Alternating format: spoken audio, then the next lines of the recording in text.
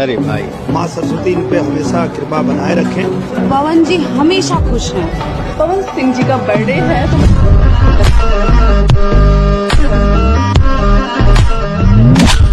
नमस्ते, प्रणाम, हर हर Mahadev guys. Power star Pawan Singh नई तैयारी करने में लग चुके हैं और आपको पता है कि पवन सिंह का जन्मदिन जो है वो 5 जनवरी को हर साल धूमधाम से मनाया जाता है और हर साल की तरह इस साल भी पवन सिंह का जन्मदिन धूमधाम से मनाया जाएगा। आपको बता दें कि पवन सिंह के जन्मदिन के लिए तैयारियां कर दी गई हैं और इस साल भी पवन सिंह के जन्मदिन पे उस टाइप का गाना आएगा, पाँचे के नाचे ये आज ये पाँच के, उस टाइप का जो गाना होता है उसी टाइप का गाना इस बार भी रिलीज किया जाएगा।